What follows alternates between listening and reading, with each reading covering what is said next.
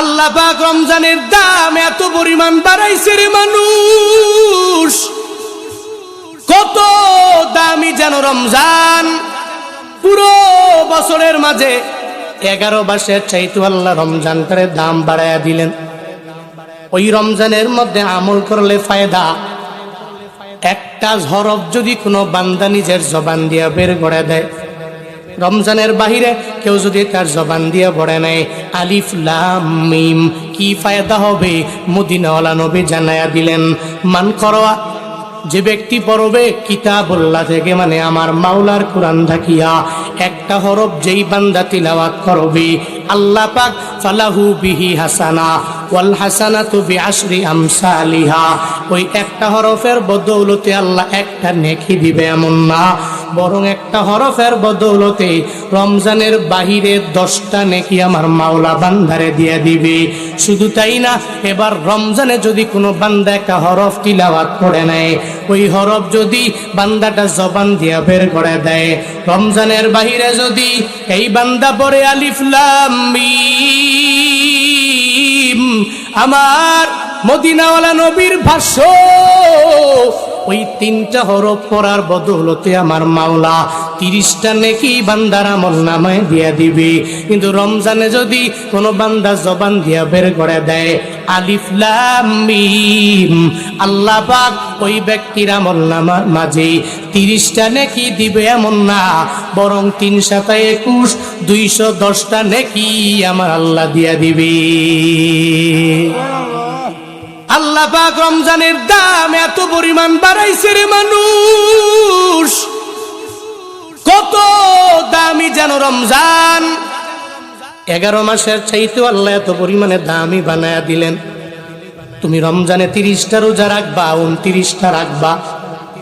ও আল্লাহর বান্দারা, এই যে রমজানের 30টা রোজা আমি আর আপনি রাখবো, রমজানে তারাবি পড়ব, এরপরে রমজানে সাহরি করব, এরপরে আমি রমজানের মাঝে সুন্দর করে ইফতার করতে পারবো। এই যে রমজান আমার উপরে আল্লাহ পাক রোজাগুলোরে ফরজ বানায়া দিলেন। আল্লাহ যে রোজা দিলেন, ধৈরাই তো আল্লাহ উম্মতের মাঝে রোজা দেয় নাই, ধৈরাই তো আল্লাহ এই 30টা রোজা দুনিয়ার উম্মতের দেয় নাই, আমার মদিনাওয়ালা নবীর উম্মতের দেয় নাই, মানে আমাগরে দেয় নাই, ধৈরাই ফরজ বানায় নাই। আল্লাহ পাকের কৌশলের সাথে তুমি পেরে উঠবা না। ফেরাউনও তো পারে নাই, নমরুদও তো পারে নাই। ওই রবের কৌশল, বান্দা ধৈরাই 30টা রোজা রাখতে পারবে না। আল্লাহ পাক 4টা ধাপে এই রমজানের রোজাটারে বান্দার উপরে ফরজ বানায়া দিলেন। রমজানের রোজা তো রাখলেন, তবে কেমনে রমজানের রোজা ফরজ হয়ে গেল এই ব্যাপারে অনেক বান্দার ধারণা নাই। আল্লাহ পাক এই যে রমজানের রোজাটাকে ফরজ বানালেন, 4টা ধাপে বানায়া দিলেন। প্রথম নাম্বার ধাপে আল্লাহ পাক রাহমাতুল লিল আলামিনের মাধ্যমে বান্দাগুলোরে অভ্যাস করাইলেন। যেমন নবীজি যেই সময়ে রমজানের রোজাটা ফরজ হয় নাই, মক্কায় থাকতে রাহমাতুল লিল আলামিন নবী আমার মাসের মাঝে 13, 14, 15 এই 3টা রোজা নবী প্রতি মাসে রাখতো। আব্দুল্লাহ ইবনে মাসউদ রাদিয়াল্লাহু তাআলা আনহু বর্ণনা, তিনি বলেন রাহমাতুল লিল আলামিন নবী আমার কানান নাবিয়্যু সাল্লাল্লাহু আলাইহি ওয়াসাল্লাম ইয়াসুমু সালাসাতা আইয়ামিন মিন কুল্লি শাহর। রাহমাতুল লিল আলামিন নবী আমার মাসের মাঝে এই 13, 14, 15 এই 3 দিন নবী আমার রোজা রাখলেন। সাহাবায়ে কেরাম নবীরে বলে, ও পয়গম্বর, আপনি 3 দিন রোজা রাখেন, আমরা কি রাখবো কি রাখবো না? নবী বললেন ঐচ্ছিক ব্যাপার। এরপরে সাহাবায়ে কেরাম নবীরে এত পরিমাণে মানে, এত পরিমাণে ইতোয়াত করে, এত পরিমাণে আনুগত্য করে, রাহমাতুল লিল আলামিনের দেখে দেখে এরাও মাঝে মাঝে 3টা রোজা রাখলো। মাসের মাঝে 13, 14, 15 এই 3 দিনে রোজা রাখলো। আল্লাহ পাক প্রথম নবীর মাধ্যমে বান্দাগুলোরে অভ্যাস করে জানায়া দিলেন, ও বান্দারা, প্রথম নাম্বার নাম্বারে আমি আল্লাহ ফরজ বানাইলাম না, এটাকে সুন্নত বানালাম না, এটাকে ওয়াজিব বানালাম না। প্রথম হালাতে প্রথম ধাপে আল্লাহ বানায়া দিলেন, বান্দাদের জন্য অভ্যাস করায়া দিলেন। নবীও রাখে, সাহাবায়ে কেরাম দেখা দেখি রাখে। এটা হলো রোজা ফরজ হওয়ার প্রথম ধাপ। ওই সময়ে ফরজ না, শুধু নবীর মাধ্যমে একটা অভ্যাস গঠন করায়া দিল। 2 নাম্বার ধাপে রাহমাতুল লিল আলামিন যেদিন মক্কা থেকে মদিনায় চলে যাবে, মক্কার মানুষেরা নবীরে থাকতে দেয় নাই।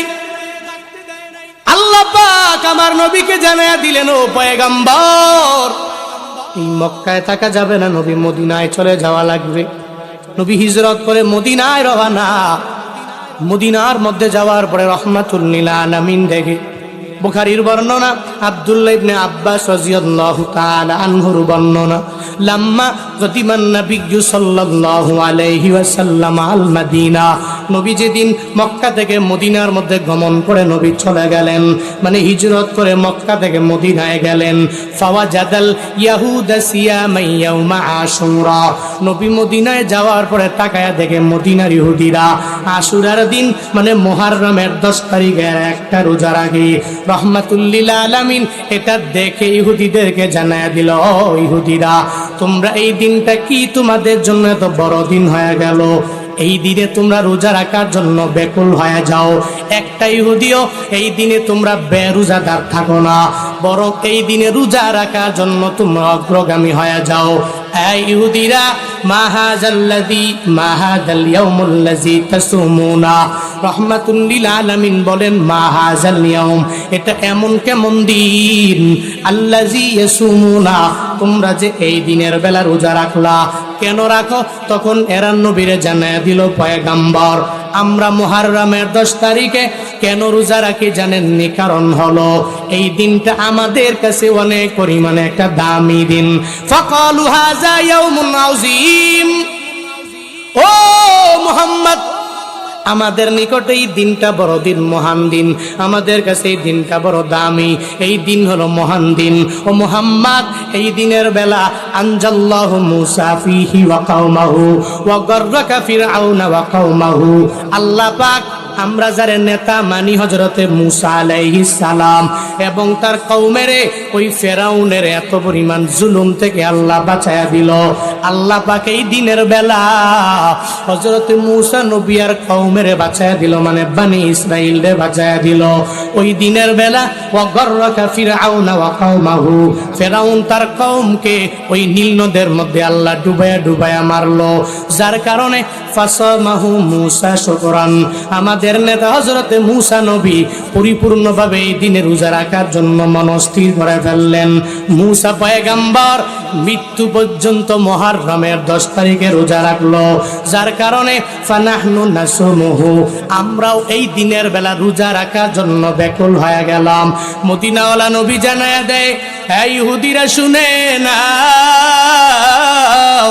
ফানাহনু আহাক্কু আউলা বিমূসা মিনকুম, এই দিনের বেলা রোজা রাখার ব্যাপারে তোমাদের চাইতেও আমি নবী আরো অগ্রগামী, কারণ তোমরা যদিও না রাখো আমি নবী রাখা লাগবে, কারণ মূসা নবীর ব্যাপারে আমরা তো অগ্রগামী তোমাদের চাইতেও। ইহুদিরা মূসা নবীর কিছু মানে আবার কিছু মানে না, কিন্তু আমার পয়গম্বর তিনি তো হযরতে মূসা নবীর উত্তরসূরি হওয়ার কারণে উনি মূসা নবীরে ভালো করে মানবে। ইহুদিরা কিছু মানে কিছু মানতে রাজি হয় না, কিন্তু রাহমাতুল লিল আলামিন জানায়া দিলেন, ও সাহাবায়ে কেরাম, এরা ইহুদিরা যদি একটা রোজা রাখতে পারে তো আমরা কেন মূসা নবীর উত্তরসূরি হইয়া আমরা কেন একটা রোজা রাখতে পারবো না?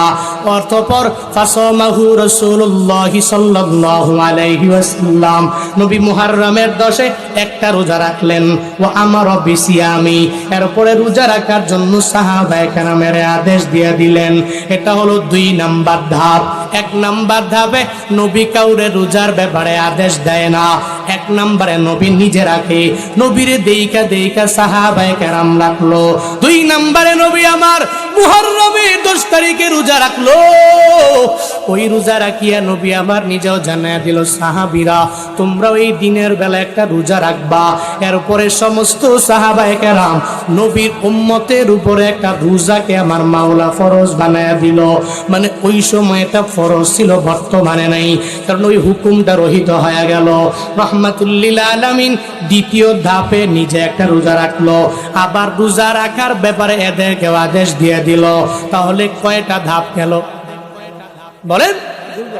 এক নম্বরে অভ্যাস কি, প্রথমে নবী রাখলেন, দেখা দেখি এদেরকে অভ্যাস করাইলেন, আমার দেখা দেখি তোমরাও রাখো। দুই নাম্বার